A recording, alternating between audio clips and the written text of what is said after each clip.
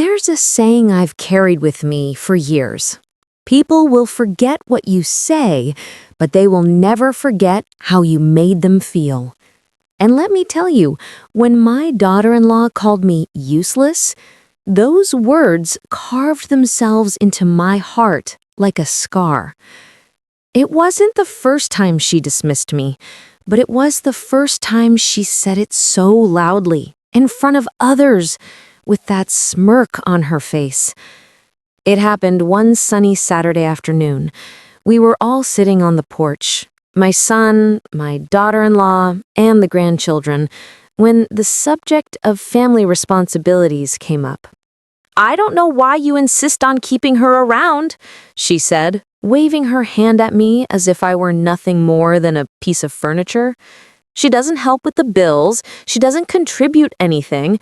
She just sits here. Honestly, she's useless." Her words stung, not because they were true, but because they were spoken with such cruelty. My son, bless his heart, tried to shush her.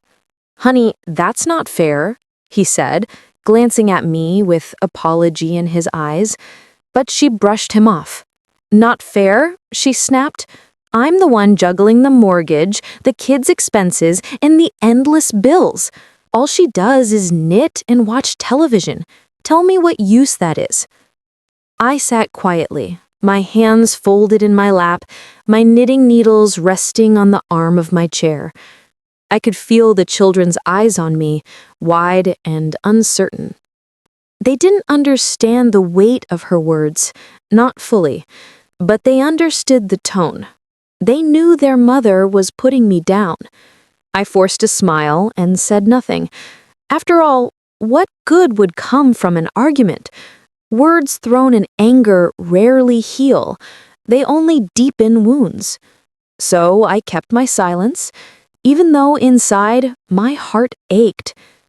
That night, as I lay in bed, her words echoed again and again. Useless. Useless. How easily she had dismissed a lifetime of work, sacrifice, and love. She hadn't seen the nights I stayed up with sick children, the years I managed a household with pennies stretched thin, the quiet ways I held a family together. No. All she saw was an old woman with gray hair and worn hands. But what she didn't know, what no one in that house knew, was that I carried a secret. For decades, I had lived modestly, always saving a little here and there, a few dollars tucked away from grocery money, a small inheritance from my parents, a clever investment in government bonds back when no one paid them much mind. Over the years, it had grown, not into a fortune, but into a safety net, enough to keep me independent. Enough to make sure I was never truly useless.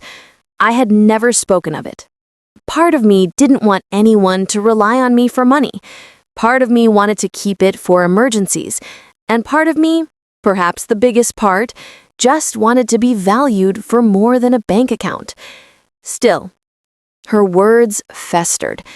And though I smiled through them, inside I made a promise. One day she would learn the truth, not through anger, not through revenge, but through the quiet power of reality. Weeks passed. The house buzzed with the usual noise of family life, school drop-offs, homework battles, weekend soccer games. I stayed in the background, cooking meals, folding laundry, doing the little things that keep a home steady. She barely acknowledged me. When she did, it was often with a sigh or a muttered complaint. But then something shifted. I noticed the whispers first, the hushed phone calls, the furrowed brows between her and my son, bills piling on the counter, unopened envelopes stacking higher each week. She grew sharper, more irritable. He grew quieter, his shoulders bent under invisible weight. One evening, after the children had gone to bed, their voices carried through the thin walls. "I don't know what to do," my son said, his voice thick with worry. "The credit cards are maxed. The mortgage is behind.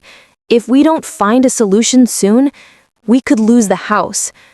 Her reply was sharp, panicked. Don't you dare blame me. You're the one who insisted on the bigger house, the better car. And now your mother? Well, she certainly isn't helping. I sat in my room, my hands trembling as I listened. This was no longer just bickering. This was a family on the brink of collapse. The next morning, I noticed her eyes were puffy from crying. She snapped at the children over nothing, then stormed out of the kitchen. My son sat at the table, staring blankly at his coffee. He looked up at me, and for the first time in years, I saw fear in his eyes. "Mom," he whispered, his voice breaking. "We might lose everything." I reached across the table, placing my hand over his. His fingers tightened around mine, like a child clinging to a lifeline.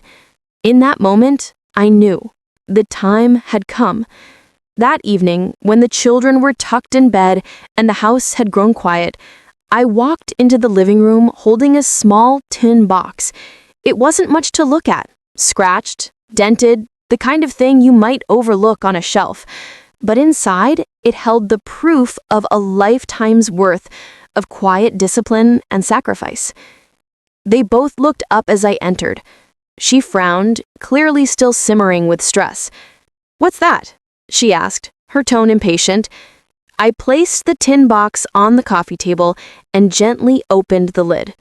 Inside were stacks of envelopes, neat and organized, each one holding savings bonds, certificates, and small records of deposits that had been growing quietly for decades. "I think you both understand what useless really looks like," I said calmly. Their eyes widened as they leaned closer. My son's mouth fell open. She gasped, her hand flying to her lips. This is... She stammered. "Enough," I said simply. "Enough to cover the mortgage, to clear your debts, and to give this family the fresh start it needs. I may not shout about what I've done, I may not parade my worth, but make no mistake, useless I am not."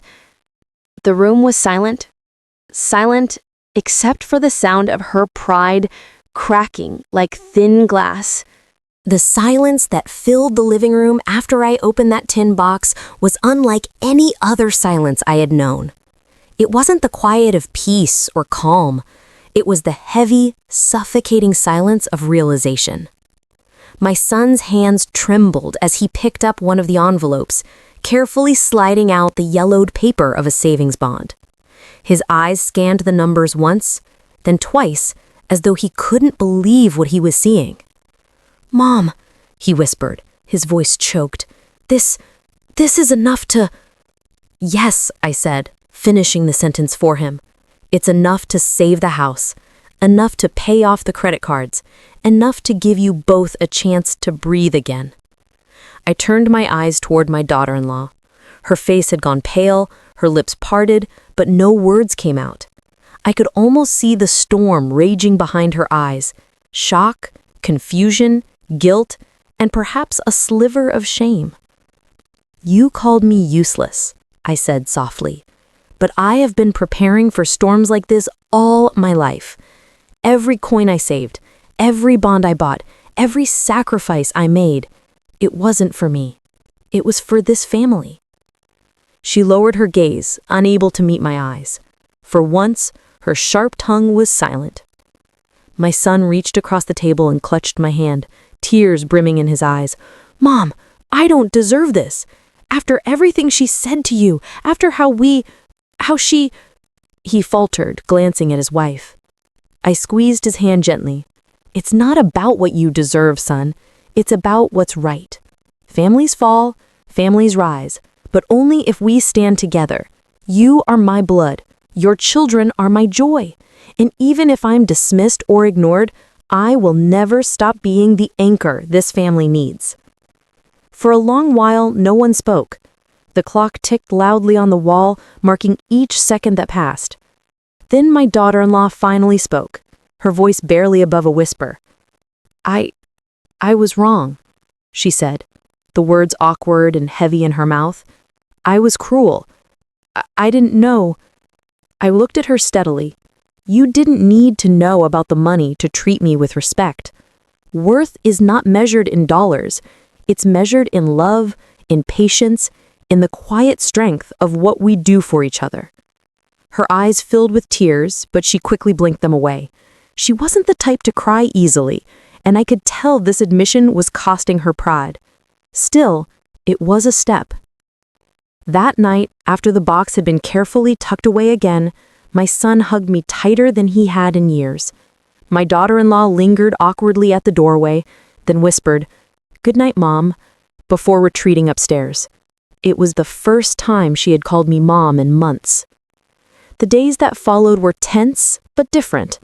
The weight of financial ruin had been lifted, and with it, some of the bitterness in the air dissolved. My son worked with me to organize the funds, carefully setting aside enough to stabilize their situation without draining everything. He was cautious, respectful of my years of effort. But my daughter-in-law struggled. She hovered in the kitchen when I cooked, started conversations she never would have bothered with before, and occasionally paused as if she wanted to say something deeper, but couldn't find the words. It was clear her pride was wrestling with her guilt. One morning, as I folded laundry in the living room, she walked in hesitantly. "Do you need help with that?" she asked. I looked up, surprised. "I've been folding laundry for 60 years, I said with a smile. "But an extra pair of hands is always welcome." She sat down beside me, picking up a small shirt and fumbling with the sleeves. The silence between us was thick, but not hostile. Finally, she sighed. "I judged you," she admitted. "I saw you sitting quietly, and I thought you were just there. I didn't realize how much you were holding this family together. Not just with the money, but with everything. The kids adore you. My husband, he leans on you more than he admits. And her voice cracked. I've been unfair." I placed a folded towel on the stack and looked at her kindly. We all make mistakes. What matters is what we do after. Her eyes glistened, and for the first time, I saw her walls begin to crumble. As weeks turned into months, the house changed in ways big and small. The constant tension gave way to laughter at the dinner table. The children started asking me more about my past, about the war years, about how I learned to save so wisely, about the struggles and triumphs of raising their father. And my daughter-in-law, she began including me in conversations. She asked my opinion on the children's schooling, on recipes, even on financial matters. At first, it felt like a fragile truce, but slowly it grew into genuine respect. One Sunday afternoon, she surprised me. As neighbors gathered outside for a block party, I overheard her talking to one of the women who had often heard her dismiss me before. "That's my mother-in-law," she said proudly, nodding toward me. "She saved our home. I don't know what we would do without her." I pretended not to hear, but inside, my heart swelled. Not because I wanted recognition, but because she had finally seen me for who I truly was. Life has a way of teaching lessons the hard way. For her, it took the near loss of everything to realize that useless was never a word that belonged to me.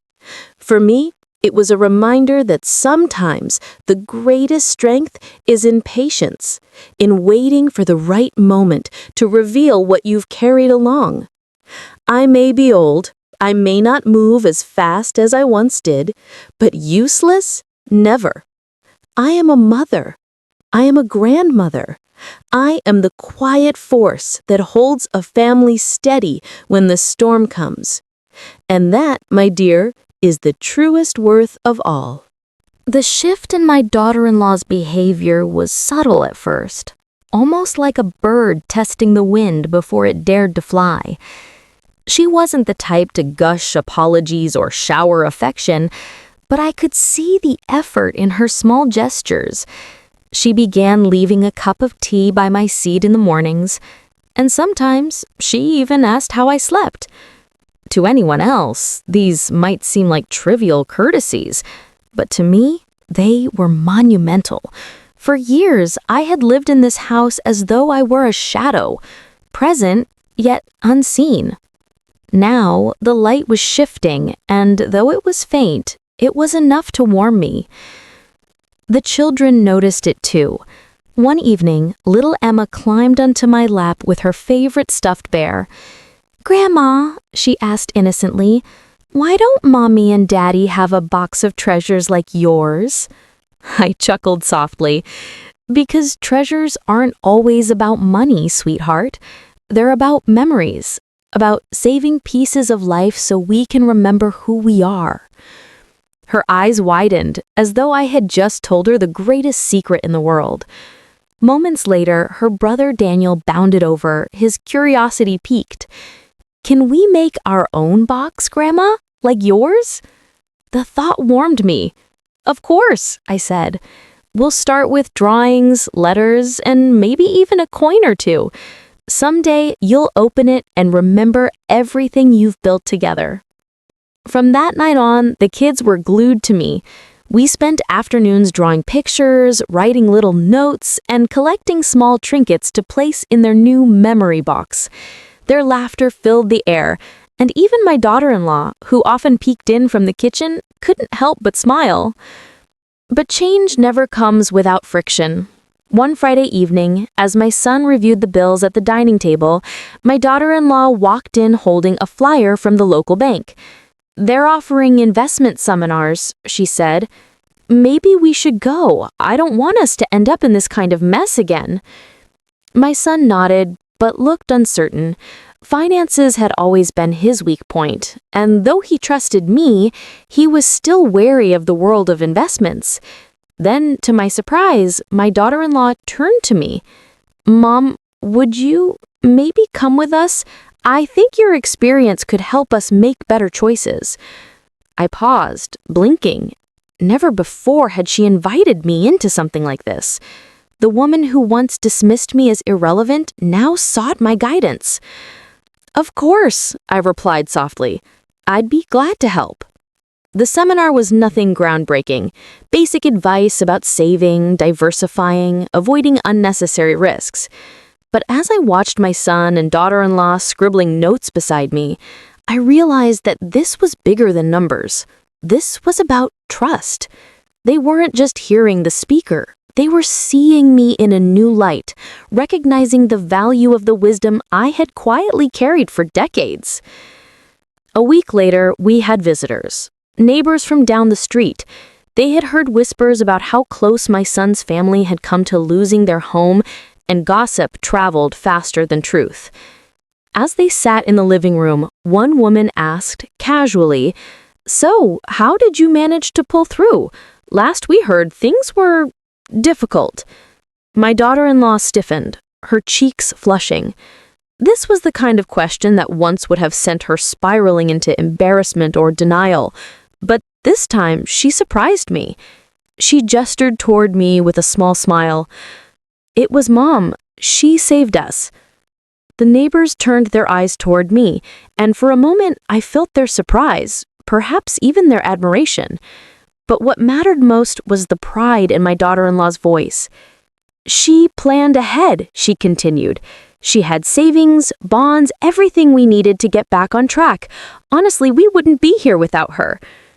I said nothing, simply nodding politely, but inside I felt something shift. Respect once denied had finally been given freely. The Children's Memory Box project blossomed into something bigger than I expected. Soon, their friends from school wanted to make their own, and before long, the neighborhood kids were sitting in our living room with shoeboxes and crayons, laughing as they filled them with treasures. One Saturday, as I guided them through writing their first letters to the future, I caught my daughter-in-law standing in the doorway, watching. Her expression was soft, her eyes shimmering. After the children left, She approached me quietly. "You've built something beautiful here," she admitted. "I see now why the kids love you so much. You give them more than just stories. You give them roots." Her words got me off guard, but they touched me deeply. For so long I had been dismissed as someone with nothing to offer. Now she was beginning to see that the true wealth of a family isn't in its bank account, but in the strength of its foundation. One evening, as the sun dipped low and painted the living room in golden hues, my son gathered us together. "I've been thinking," he said carefully. "We should set up a proper family account, something we all contribute to, something that protects us in case of emergencies." I smiled. "That's a wise decision."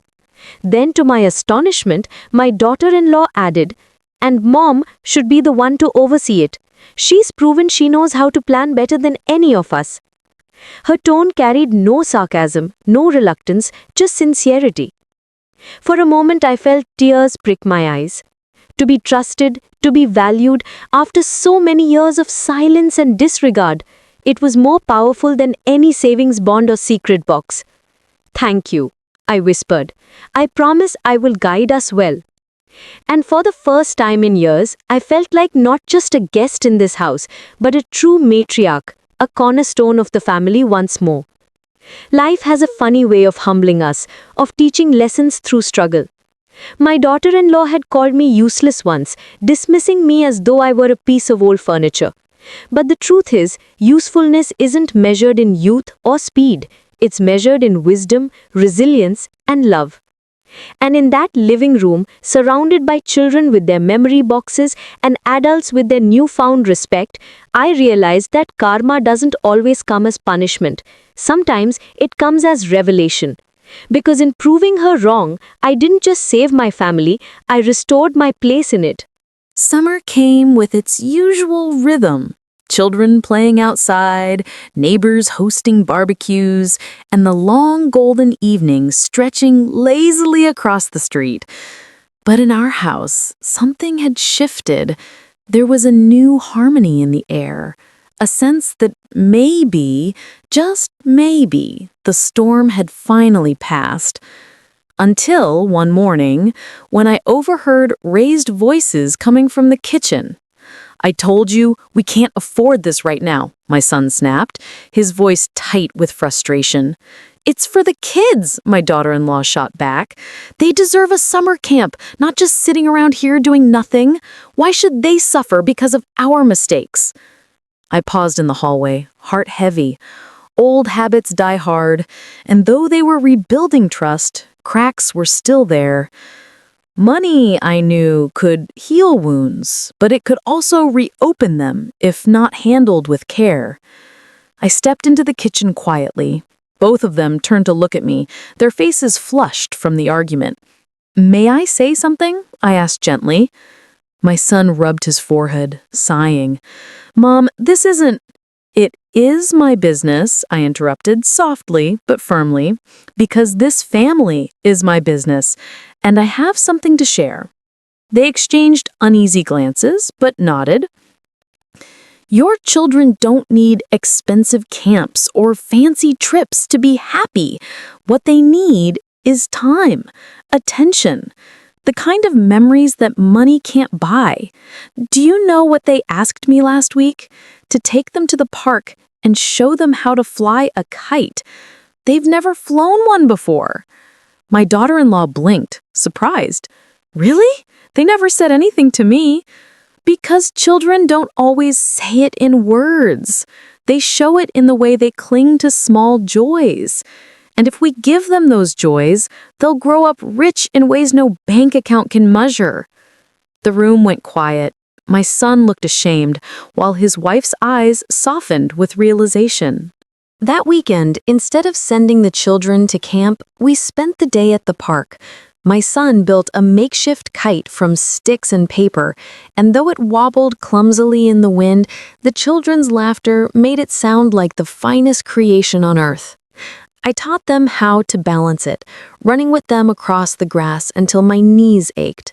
My daughter-in-law, usually so polished and guarded, joined in, barefoot and laughing like a child herself.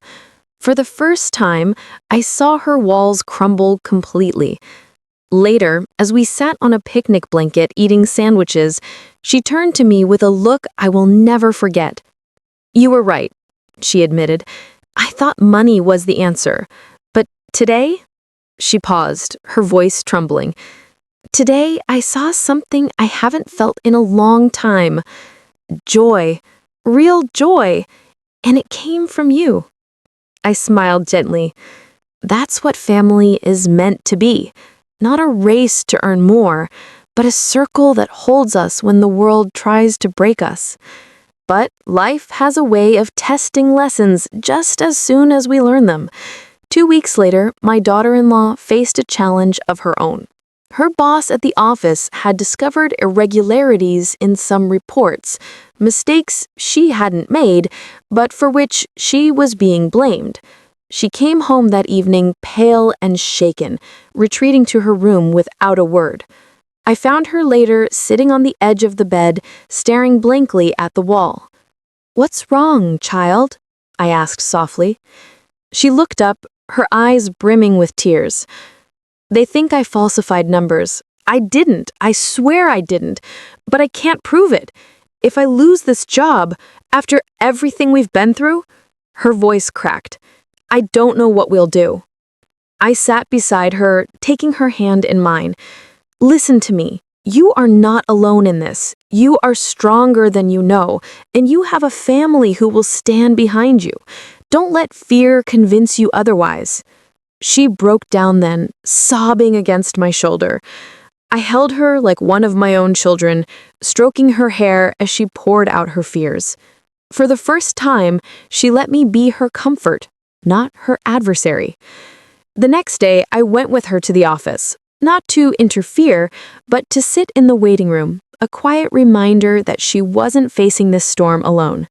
When she walked out later, her face still pale but steadier, she whispered, "They're reviewing the case. My boss apologized for jumping to conclusions. It isn't over, but I think I'll be okay."